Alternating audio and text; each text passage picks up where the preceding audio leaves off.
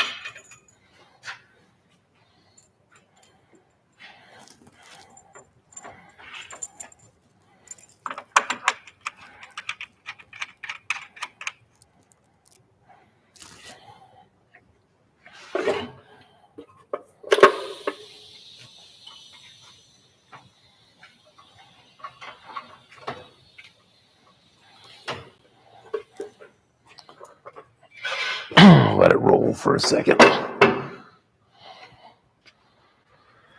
Oh, already got 8 people. Wow. Guys are jumping to it fast tonight.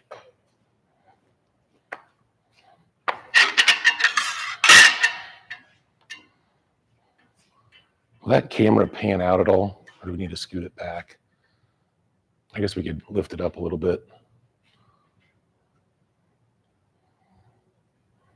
Running late again tonight, guys. So give me, bear with me for a second.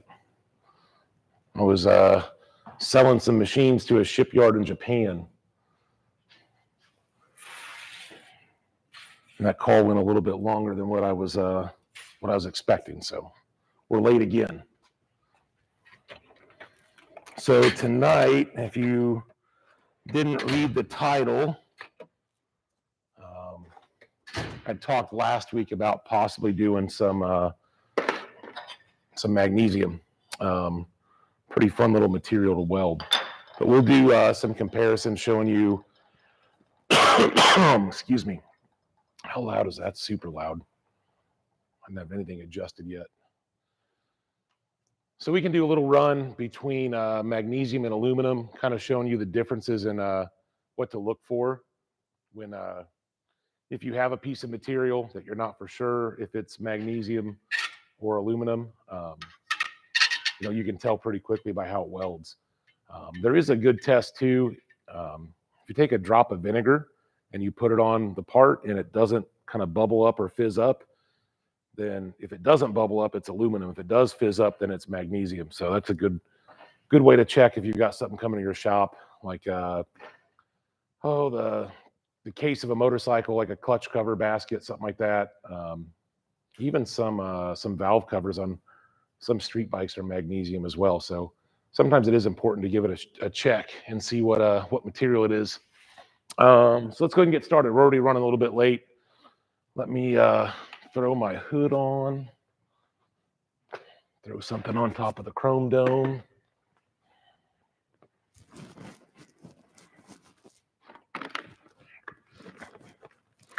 We get a couple pieces of aluminum filler as well. We'll show you guys how the aluminum filler reacts with the magnesium and the magnesium filler reacts with the aluminum. I'll put my dirty gloves on. Running the Typhoon 5 or Typhoon 330. So 1 second pre-flow, 35 start amps. I've got it set to 230 amps. I'm not going to use all of that. I'm running advanced on my negative side, trapezoid on my negative. Advanced on my negative, trapezoid on my positive. Running 203 hertz at 35% balance with a independent amplitude off. So we'll kind of start there. We can show you guys how that the adjustments change the bead profile and how the base material looks. So let me go ahead and get the torch cam set up real quick too.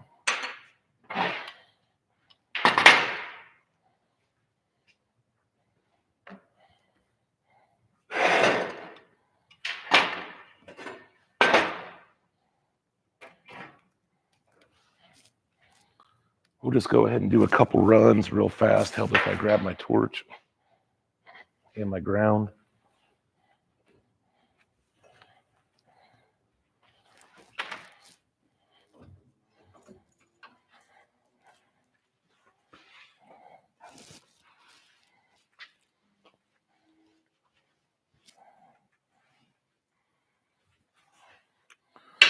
We've got a decently clean tungsten in there. We don't even need to mess with it for this.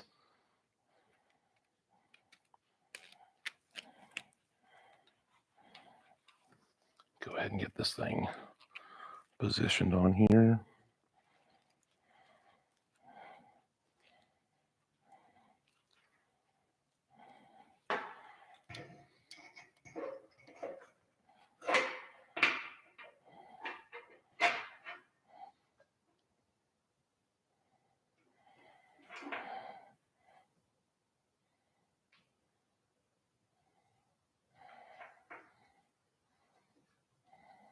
I'm just trying to adjust the arc shot cam real quick, guys.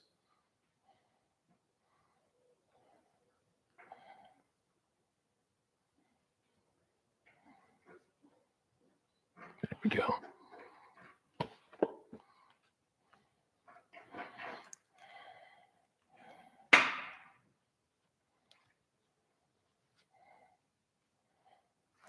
All right, almost there.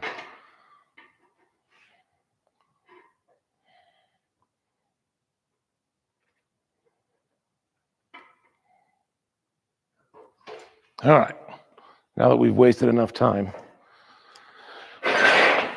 So let's start a bead on something that's familiar first. Let's start, we've got this real dirty aluminum plate. So we'll just run a bead on there. We all know what that looks like, but then we have a reference point for anyone going back and watching this. So let me switch over to the arc shot.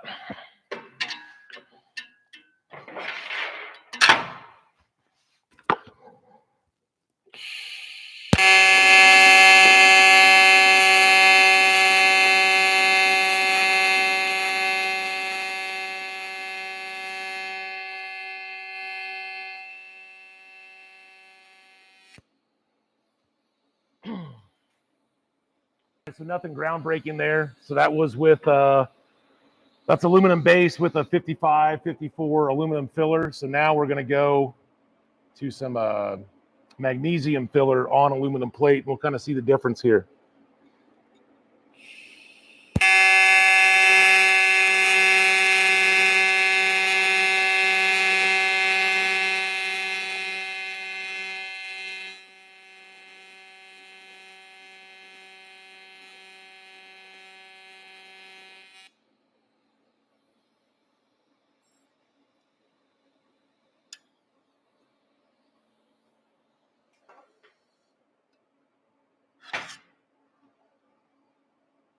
All right, so obviously the magnesium filler doesn't like the aluminum base material nearly as much. We've got our magnesium run here and our aluminum run there. Obviously not nearly the pedal definition. The arc was a lot more unstable, jumping around. So now let's do the opposite. We've got some magnesium base here. Let's run a couple beads. I'll clean it up real quick. We'll run a couple beads with the magnesium filler, and we'll run a bead with the aluminum filler and kind of show you the inverse.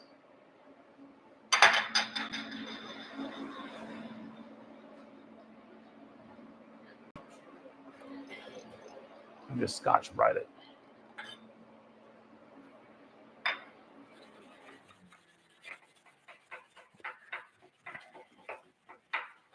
So like aluminum, we do weld magnesium on AC. It does have a little oxide layer that forms on it pretty quickly. And from my experience, it's a little more important to clean the oxide layer off real lightly, just real quick Scotch Brite. Give us a little bit better chance.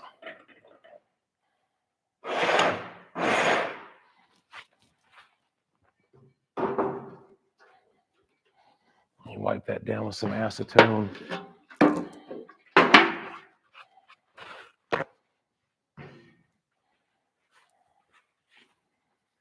So one of the rumors that always gets passed around when something magnesium comes up is People are always talking about, oh, it's going to set on fire. You're going to burn your shop down. No, that's not going to happen unless you're really dumb and you have a whole bunch of magnesium grinding dust all over the place. Then yeah, it'll start a fire and you will not be able to put it out. So there's that. So do be mindful if you're working with magnesium and you got to grind or cut on it at all to carefully clean up any of your grinding dust or chips. Small chips can catch on fire. Your large pieces like this, it's much more difficult. Now we got a couple pieces of magnesium filler cleaned up. Let's go ahead and run another bead with magnesium base, magnesium filler, and then we'll go back to the aluminum filler on magnesium base. And magnesium, typically, it kind of welds like really dirty aluminum is what it looks like. And then you pull off of it and you're like, oh, that welded up a lot better than what I thought. Let's go ahead, torch cam.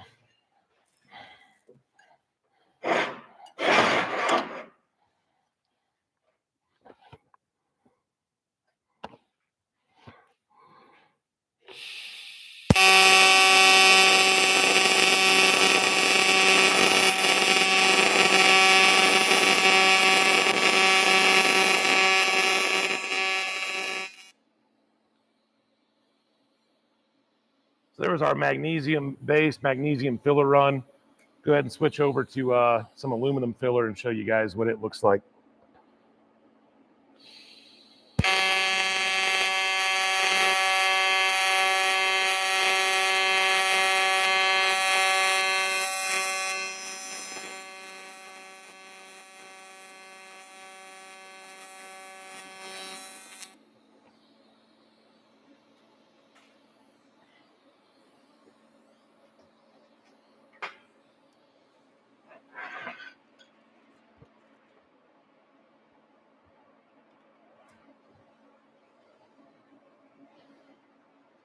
Wipe that soot off a little bit. Oh, there we go. See, that bottom run was our magnesium. So again, we've got kind of the inverse is true here, where we have more puddle definition with the mag, and then the aluminum filler on the mag base, we lose our puddle definition. And it was, see that magnesium run, it looked like the arc was super erratic and the puddle was going to look nasty, but so once you pull up off of it, the bead itself, actually looks pretty decent. It doesn't look nearly as bad as what it would seem with the arc quality.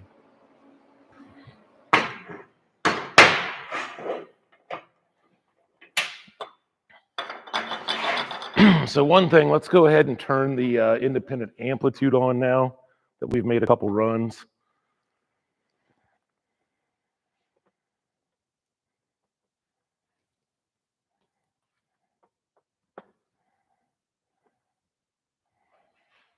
So we're actually going to go up on our EP to, let's go to 100 and we'll do 120%. So we're going to do 120% electrode positive of our base EN amps. Oh, shoot, I'm still on the up close cam. So we're going to do 120% EP amperage based on our EN amplitude. So we're at 220 amps. We're going to run an additional 20% of the amperage above that for our EP side. So we'll be getting, for full pedal, we'll be getting 220 amps EN with 240 amps EP, help lift that oxide a little bit. So let's give that a run real fast. We'll go up close. That'll be number 3. So again, all the same settings. We just pushed up our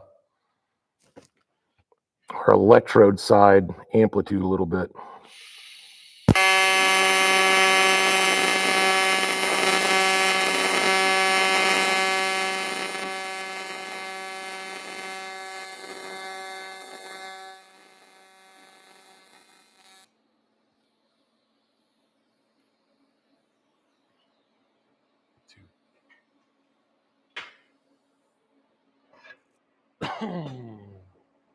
So we bumped up the amperage on our EP side.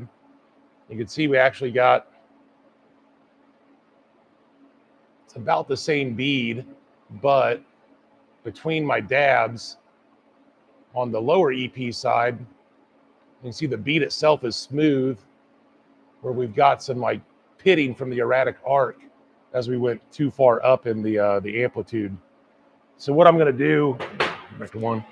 So what we're going to do, we're going to reset the machine. We're going to go up on our balance and then down on our amplitude. So we'll go down to like 80% of the EP positive, but we're going to go to like 45% balance.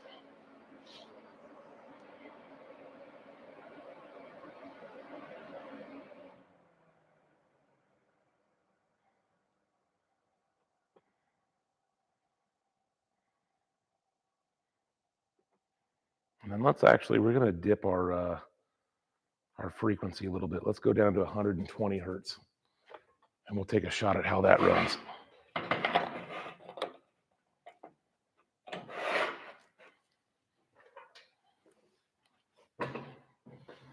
So here we go. We're going less EP amperage, more balanced time, but at a lower hertz.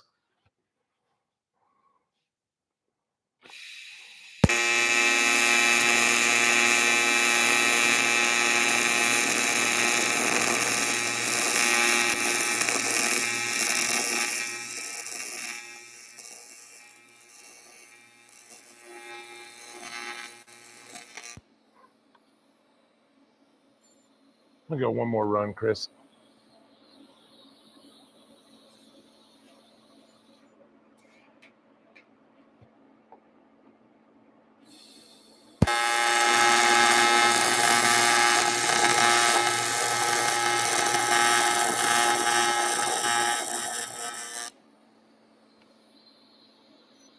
All right, go back to 2.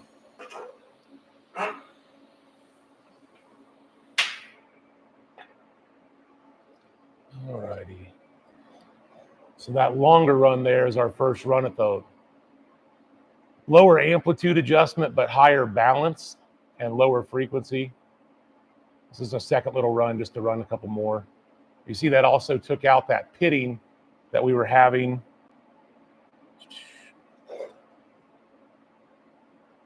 When we had our amplitude pushed super high. There you can see those pits in between each dab. So changing our frequency and our amplitude adjustment smooth that out quite a bit. You can also see we have a lot less etching around the edge of the bead there too. It smoothed it out quite a bit.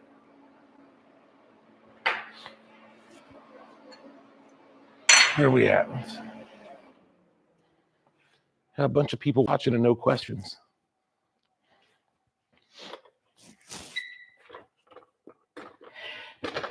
All right, so let's do, go back balanced.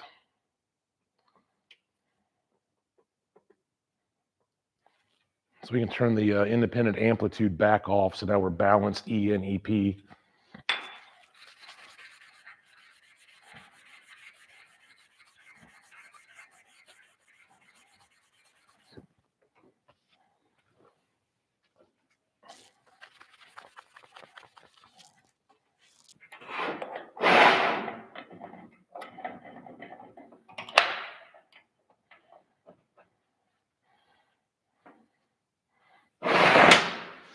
Make a couple longer runs here. I'm going to zoom the torch cam out just a second. Try to get a little bit different angle.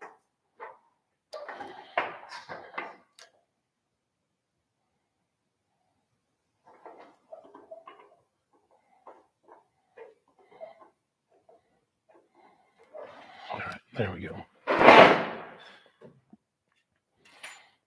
Let's go ahead.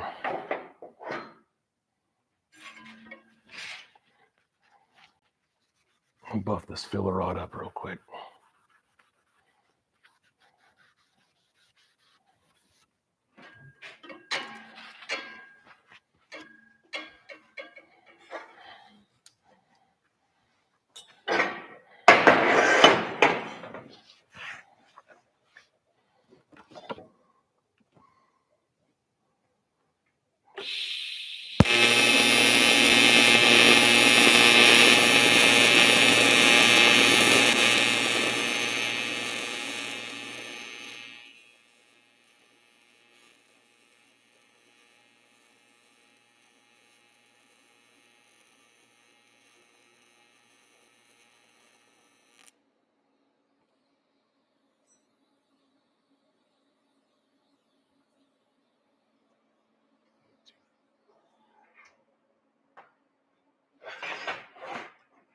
All right.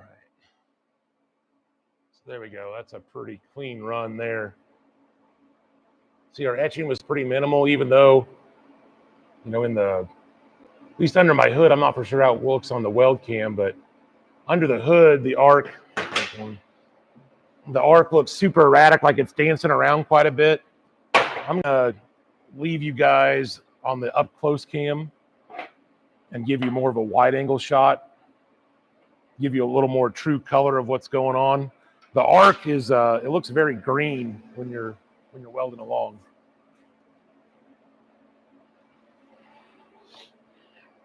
So let's go. There we go.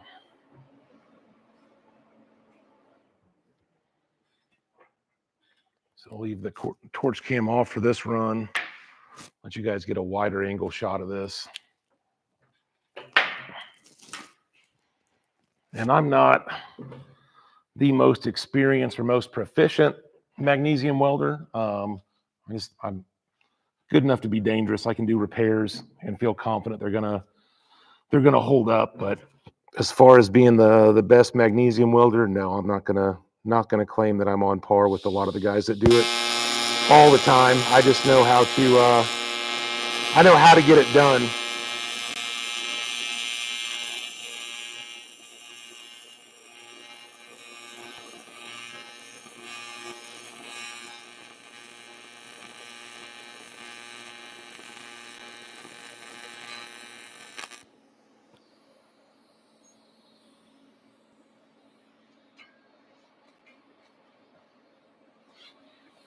You will get with magnesium, typically you will get quite a bit of sooting. I was just wiping that soot off so we get a little bit better look at the bead here. But I mean, if you didn't know any better, you'd think it was aluminum. Looking at the bead, looking at the material, it feels like aluminum, it looks like aluminum. So magnesium can be a little deceiving. So if you do have a question about it, so that vinegar test is always going to be your best bet.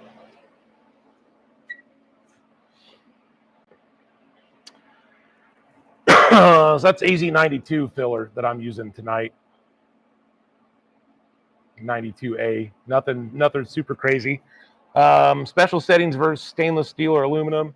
I'm running pretty much my same aluminum settings.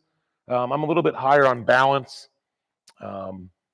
Instead of my typical like 35% range, I'm up at 45%.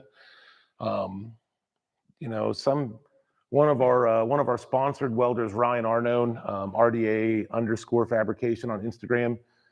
That dude's probably the best magnesium welder in the world. I mean, I haven't found anybody better than him for mag. And he runs a little bit different settings. Obviously, he's got a lot more experience with it. He's building off-road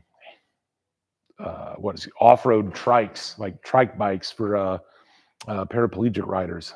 They're pretty cool. I think it's Lasher is the company he's working for doing that. And they build some really wild stuff. If you haven't seen somebody that's super, super proficient at magnesium, give Ryan a look up. So that's RDA Fabrication on Instagram. The dude is an absolute master of magnesium. He sent me, these are actually parts from him that he sent me just to do some of my own testing to see. We were trying to remove some of that pitting from the side of the weld. So that's what I've been running, some different settings. I'm getting closer on it. Like I said, going up in balance, and then running my mixed gas, messing around with the settings. I'm getting pretty decent results. He normally runs a helium mix. They're trying to get away from it just because it's so expensive. So we're testing some other settings and just seeing how different stuff works. See if we can find an answer for him. How many sponsored welders do we have? This guy, Frank Fluriquin's one of them. Let me see. I don't really count Mark Winchester. Oh, Brad. We've got maybe 10 or 12 total. 10 or 12 total. Like actual sponsored welders. Yeah, the magnesium's a little more temperature sensitive. Mainly, it's the main thing is just being careful. Like I said, when you're grinding or cutting it, you don't have a bunch of magnesium grinding dust all over your table, over your work area, or if you're cutting magnesium, watch out for the chips because a spark can set them off, and that's not a fire you're going to be able to put out easily. And we got a bunch of people in here, but we got no questions. It's already been 30 minutes. I don't know. What else do you guys want to see? We got some time to kill. I could set something else up. We can, the laser's not really able to be set up real quick. That would take a minute. So we're kind of out on the laser tonight. We could, I've got an older, a couple-year-old 255 EXT. We could turn on real quick and run a couple beads with just to show you the difference between the Typhoon and the 255. If we want to do that, that would only take a couple seconds. Magnesium fire start. Yeah, the magnesium burns super, super, super bright white. If you have ever had a magnesium fire, they're pretty scary.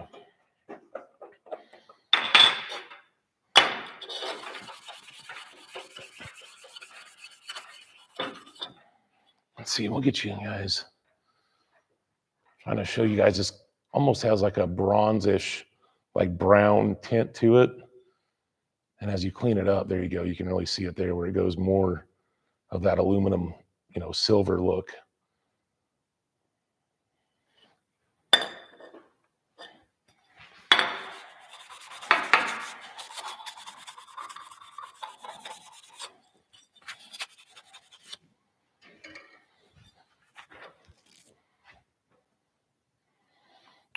So I am not running 100% argon, which we could change out that bottle real quick too. But this is my aluminum mix that I normally run. It's the ultra high purity argon with 200 parts per million nitrous oxide and 200 parts per million oxygen in it. So it's a little bit of a specialty mix. Runs a little bit hotter on aluminum, kind of like a 25-30% helium mix, but you don't have the cost of helium. Get a more stable bead, less etching. So that's why I like it. Get a little more shine to your welds. Let's just go ahead and do. Let's switch out this argon blend for pure argon, and we can do a couple side-by-side tests real quick. Let me swap that out. Just knock this thing off.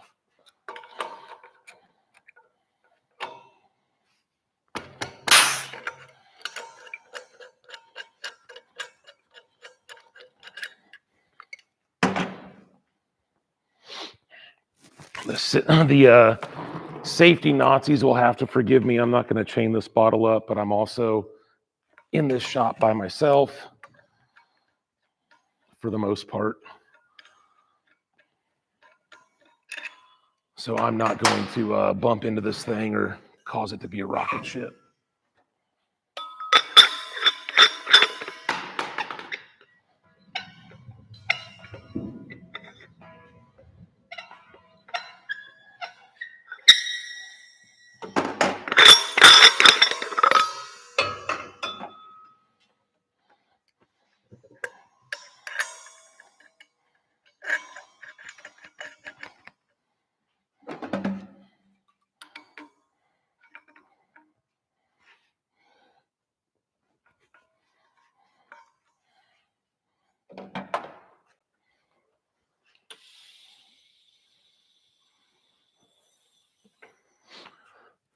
All right, so we did our my custom blend gas, and now let's go over to pure argon and see if there's any difference.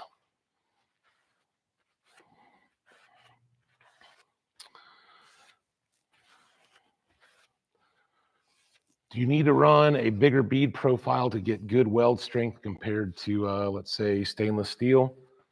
Yeah, it's going to be kind of you want to think of it as like welding aluminum as far as the weld size, heat input. It pretty much welds, as far as that aspect, pretty much welds like aluminum. So that is a good way to think about it. Your amperage is kind of the same. Your bead width is pretty much the same. The way you add filler, same kind of technique.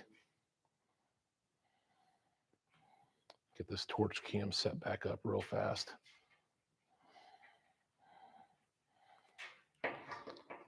Then we can see the difference between pure argon and my blend. So now we're running pure argon. We're running about 20 CFH on a number 7 gas lens.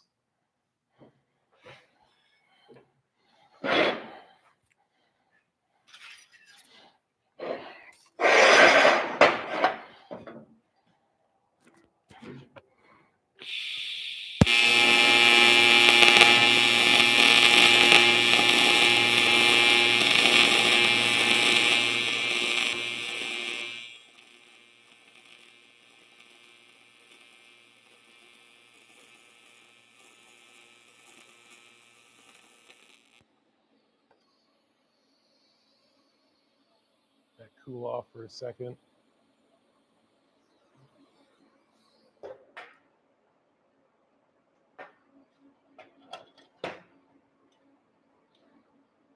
So there's your bead unwiped down. So you see we'll get a little bit of sooting. It does wipe right off though. So now we've got these same settings with the argon. Let's go ahead and jump. We'll jump way up on our frequency again.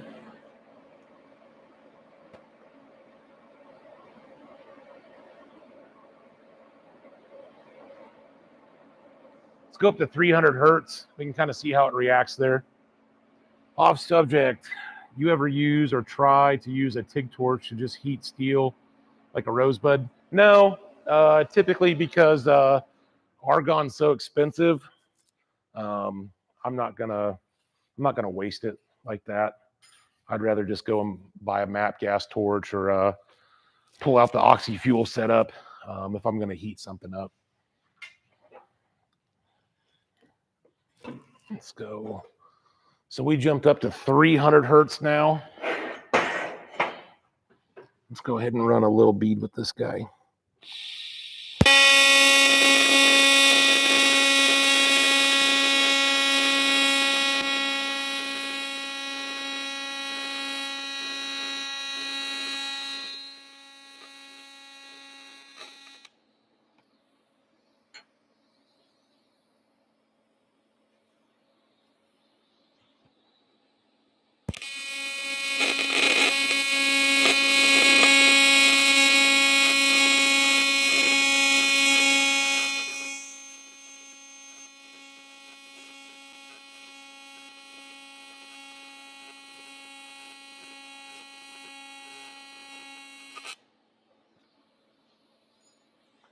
Oh, my torch angle was a little off there, welding more on the side of that tube, so that didn't turn out quite as nice, but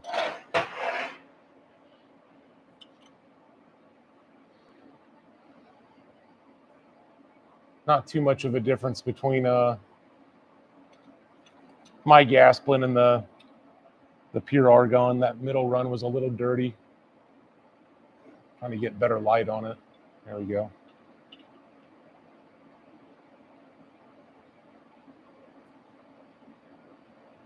So that's pretty thick tubing. I mean, we could go quite a bit hotter on our heat, especially if we're running the joint.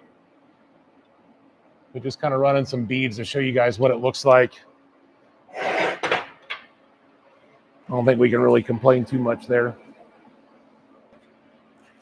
Can it be buffed to a shine? Yes. Yes, it can. Yeah, magnesium will have a real nice shine to it. If you polish it out, it'll polish up pretty much like aluminum. But yeah, I'll go back. So let me clean up another piece of filler rod real quick.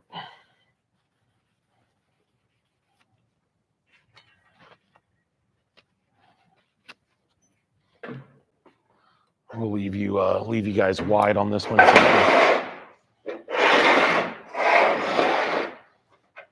Kind of see the coloring of the bead as you weld.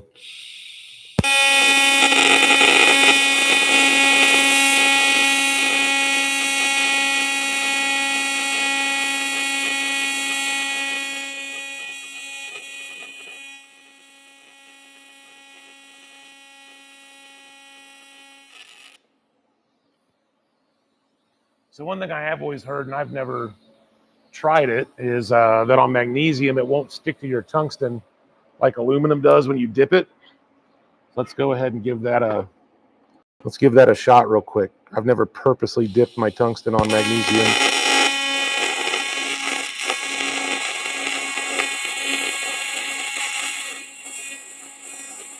I've got my tungsten buried in it.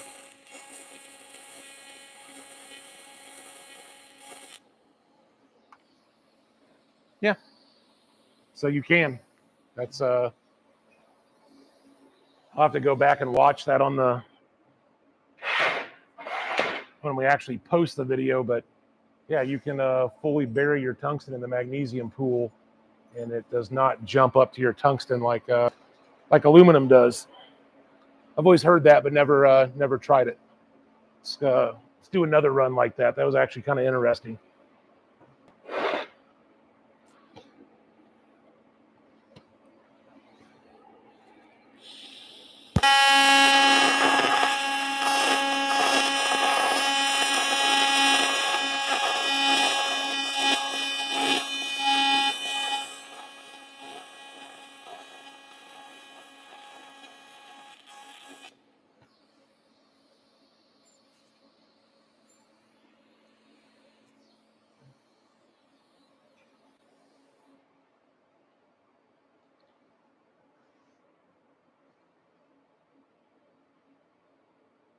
So yeah, so you guys could see I had that tungsten buried in the weld pool, and you got nothing sticking to it. So that's interesting. Like I said, I'd never really tried it, especially on purpose, but that center bead was that first one we did jamming the tungsten in, and then there's our second run. But yeah, not nearly as much of a catastrophe as dipping your tungsten in aluminum. Yeah, learn on mag before going to aluminum. Yeah. You might pick up a couple bad habits, so that's the only concern there. Oh, I did have this practice run. So this was a tube joint, and this was actually my first ever magnesium tube joint. I've always done like you said, like motorcycle case repair, clutch cover repair, valve covers, stuff like that. This is my first ever aluminum tube joint, or an aluminum magnesium tube joint. Jeez, I'm so used to doing aluminum. So yeah, for my first one ever, and not having the settings super dialed, I was okay with that. I wouldn't sell it to anybody, but oh, can we weld dissimilar? Yeah, let's give it a shot. Screw it. I've got some aluminum.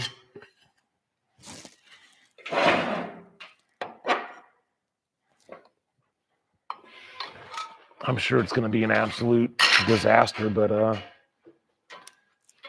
we can give it a shot just to see what happens.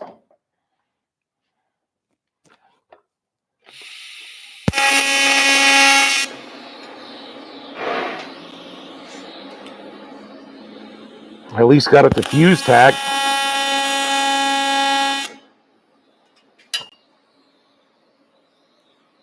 It's already cracking, so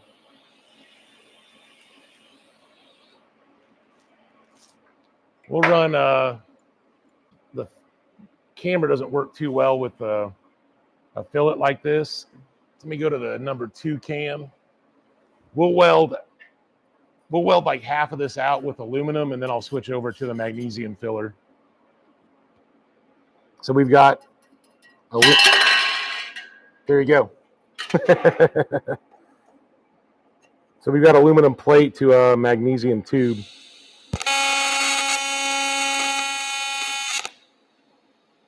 And I feel like this is going to be a common issue with trying this, is it's just going to want to crack off.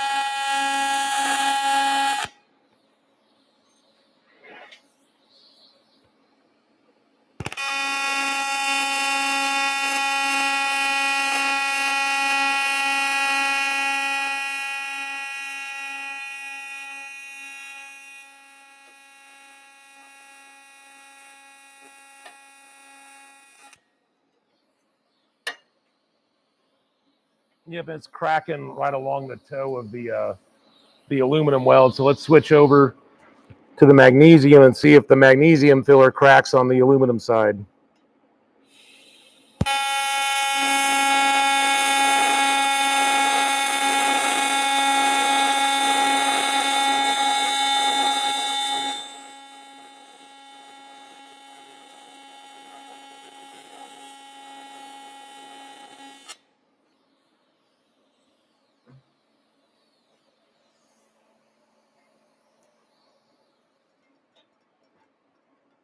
I don't know if you guys can hear that.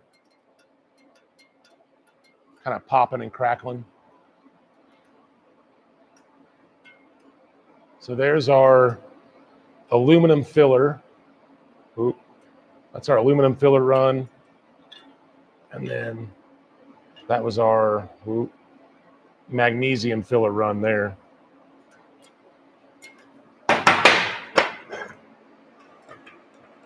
I imagine that's going to crack off. Yeah. So it did the same thing. I mean, which should be expected. The aluminum filler cracked at the magnesium. Magnesium filler cracked off at the aluminum. It doesn't penetrate. You can see that it was sitting on top there.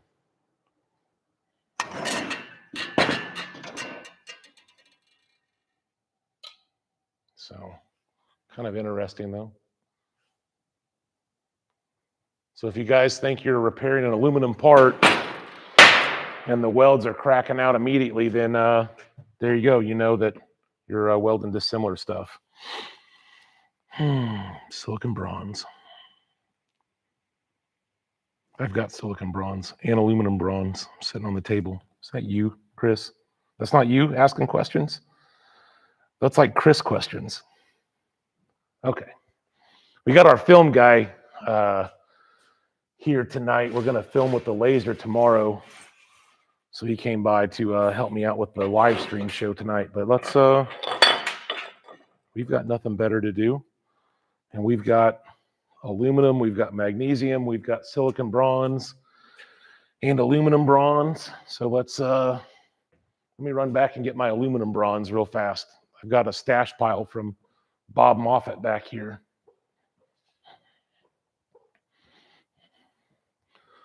So this is aluminum bronze.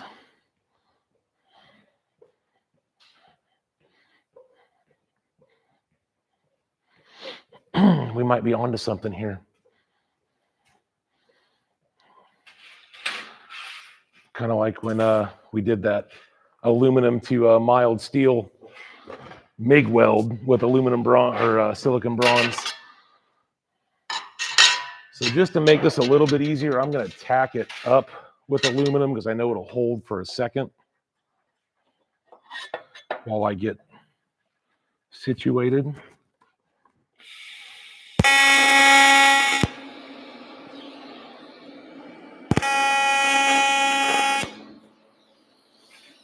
All right, so we're going to start out silicon bronze. Give this a shot before it falls.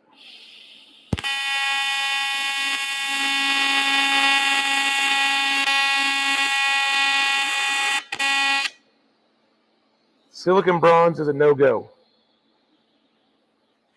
the base material is not wanting to have that silicon bronze sit on it at all. So let me get actually jumped up into my tungsten. So let me get another piece of tungsten real fast.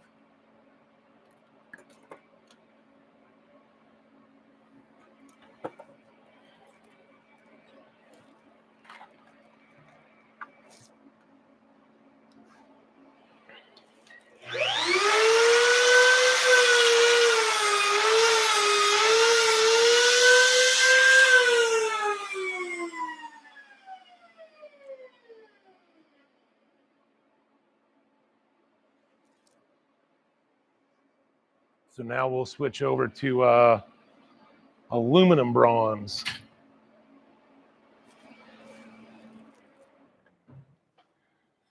See if that works any better. That silicon bronze was not going to do it though.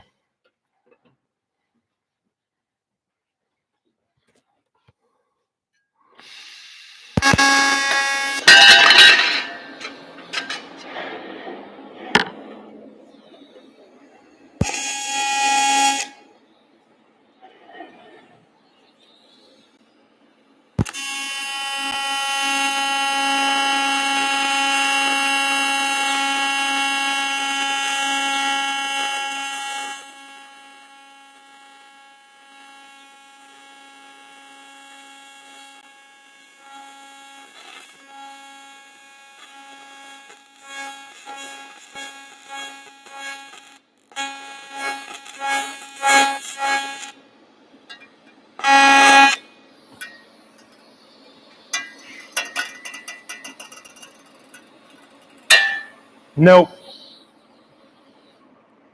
It's not really wanting to feed in. So I was trying to do a bump method and seeing if I could get it to heat up, flow, and then cool down and get it to stay. But it seemed like it was working, but obviously not.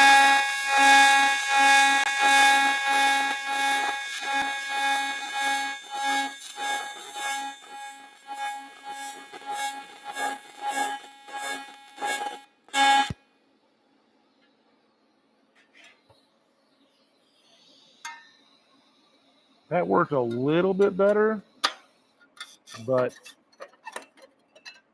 now it's super weak. So no, you cannot do you cannot do dissimilar magnesium to aluminum with either aluminum filler rod, AZ92, or silicon bronze or aluminum bronze. So no dissimilar. Although, Chris, we could try doing some, we could try that aluminum to steel TIG again. Let's, while we've got the machine set up, let's try that. Do some aluminum to steel silicon bronze.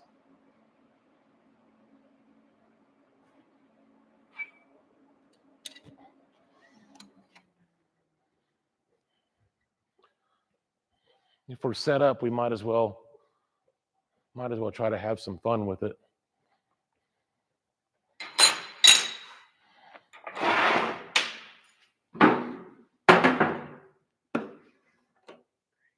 Yeah, I don't know why it has that green line on there. That just show up? It's like the universe telling us that we were not doing something we were supposed to.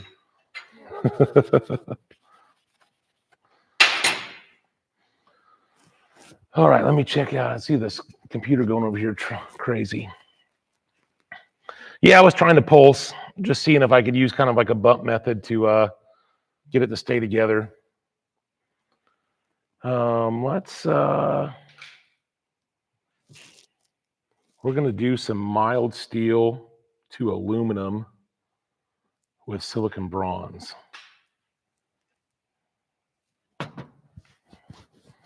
I did a MIG welding video of this, I don't know, was that almost a year ago? Yeah, 6 months, a year ago, where I had some silicon bronze wire in running a 253 DPI on single pulse. We did a fillet weld with some mild steel and 6061 aluminum. So let's see if we can replicate that again, just for grins.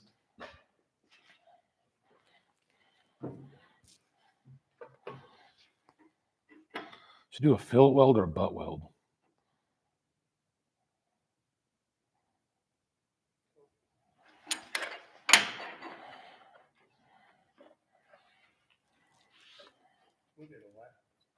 Did we? No, we did fillet. Yeah.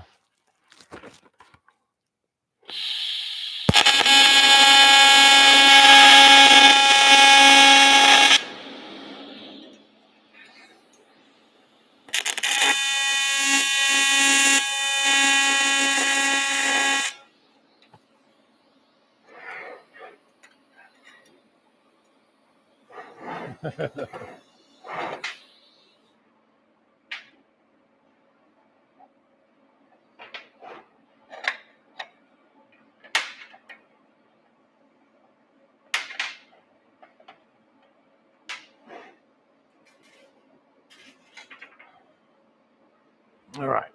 So we've got 6061 aluminum plate, 1/8 inch to A36 mild steel, also 1/8 inch. I need to cut the tip off this this piece real quick.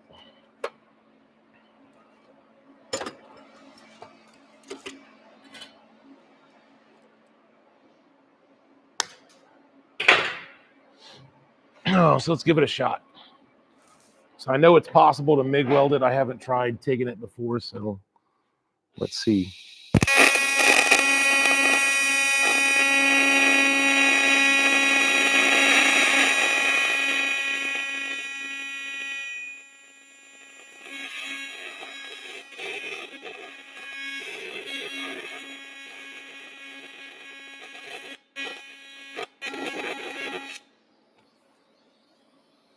It was not like that.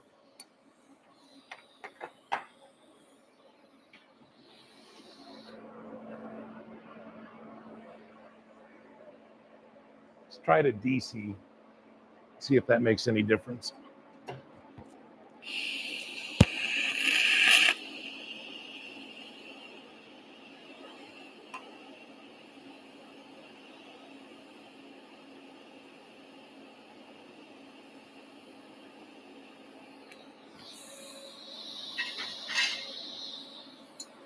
I need just a little bit more heat.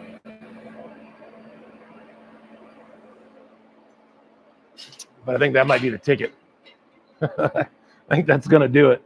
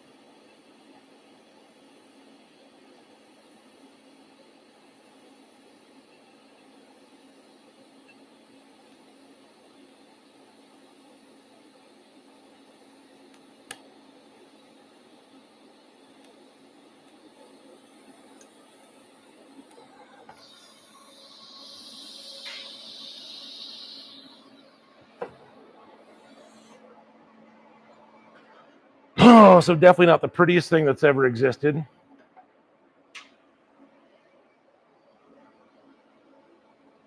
There you go. Silicon bronze, aluminum to mild steel.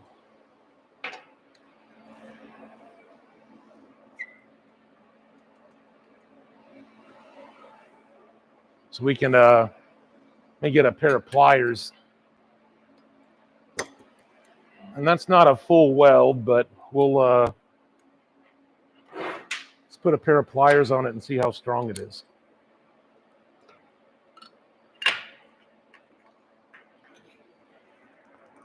Oh God. Yeah. Well, I put the 280 on her. Let's try doing it folding it the other way.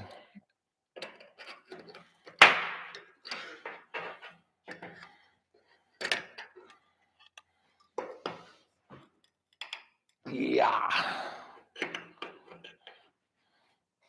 Whoa. Get a different pair of pliers.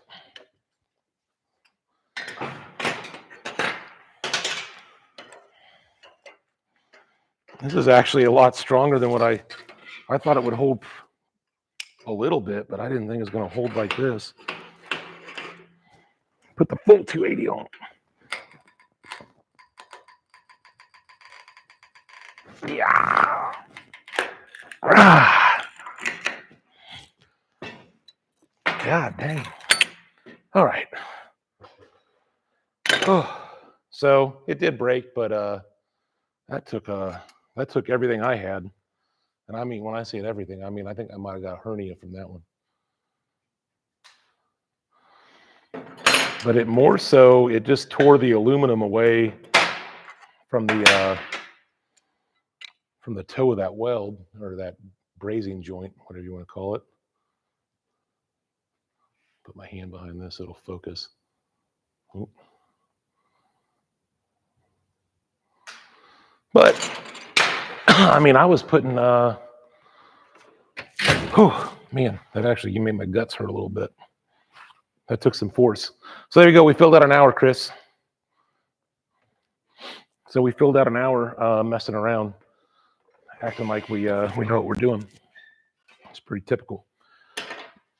So yeah, just a little intro on magnesium. Like I said, I'm not the best that ever lived at magnesium. I won't even claim to be super competent at it. I know, like I said, I know enough to get something done. I can repair a crack. I can fill some holes. I wouldn't feel confident building something out of magnesium for somebody without a little more practice. But I think if I had a day or two of doing some tubing joints and doing some of my own testing, I think I could be at least competent enough to build a small frame or something. Probably nothing to risk someone's life with, but yeah, it's not too much different than aluminum. It welds a little bit different. It's a little bit dirtier. It feels like while you're welding it feels dirtier, but it comes out pretty nice once you get dialed in on it. But doing that, that was actually a good question that came up doing the Dissimilar, just in case you did have something you thought was aluminum and you were trying to weld to it and you were kind of seeing those same results, then hey man, this might be magnesium, especially if you're using aluminum filler on a piece that you know is aluminum and your bead is breaking away from that base plate or the other piece that's unknown. Then you know that, hey man, I'm running aluminum filler with a magnesium aluminum combo, and that's why it's not working. So I kind of learned something tonight. That was pretty cool. That's why I like doing these. I actually learn a lot from these live streams, just doing stuff like that. That was my first ever run trying to TIG aluminum to mild steel, doing the brazing. So obviously it failed, but I mean that literally took everything I had in me to break that apart, using quite a bit of leverage with a big adjustable crescent and a big pair of channel locks. So I mean, if you had to do something, I guess you could. It's possible now, at least. So here we go. That's the live stream for this week. Yeah, that was pretty fun. We had some really cool stuff tonight. Whoever asked that question, that was pretty cool, man. I didn't think about doing that, so that was pretty fun. Trying to do some dissimilar stuff. So anyway, tomorrow we're shooting videos with the laser, some more detailed videos than what I was messing around with on the live stream, showing some better setup. I've got that thing pretty well dialed in now. So we're going to go over aluminum welding, mild steel, welding, cutting, cleaning, like an overall quick video for the machine showing all the processes. But yeah, so those will be coming out soon. So we'll have a lot more content coming out with the laser here in the next couple weeks. So anyways, guys, I appreciate it. Thanks to everybody that dropped by.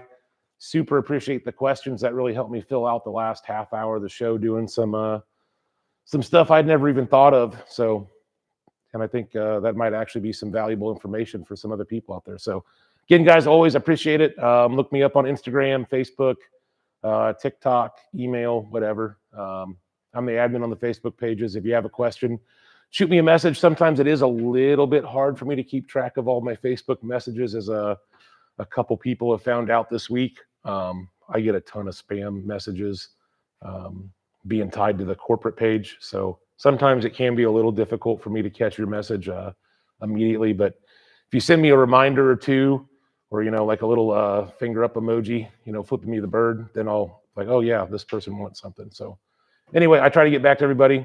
Have any questions, holler at me. Appreciate you guys stopping by. We'll see you next week.